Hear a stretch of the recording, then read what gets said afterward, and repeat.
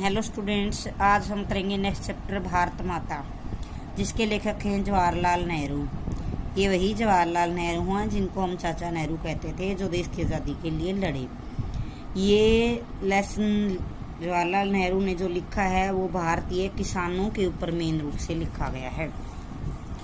तो पाठ में क्या है, किसानों की समस्याओं को बताया गया है और किसानों के भोलेपन का जिक्र जो है नेहरू जी ने किया है।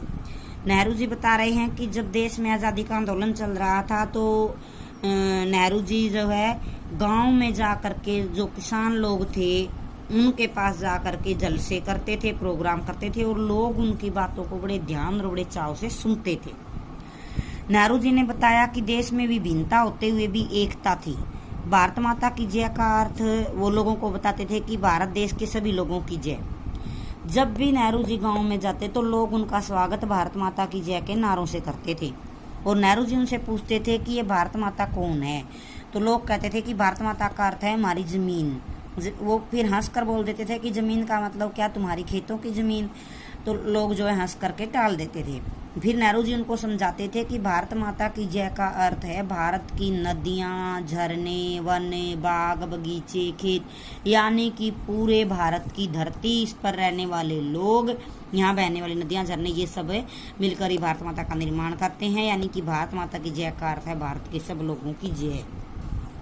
तो इस प्रकार से अनेक कोनों में उन्होंने अनेक सभाओं का आयोजन किया, वहाँ अनेक लोगों को उन्होंने संबोधित किया।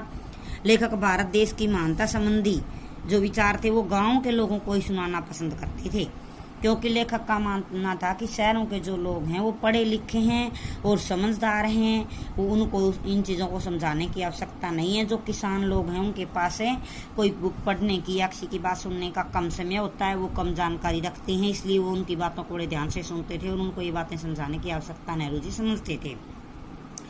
लेखक ने अपने भाषणों में स्वतंत्रता का महत्व लोगों को बताया और वो साथ के साथ क्या करते थे, अपनी यात्राओं का वर्णन भी करते थे और लोगों को बताते थे कि जो भारत की जनता है उसकी समस्या एक सी है, एक जैसी है।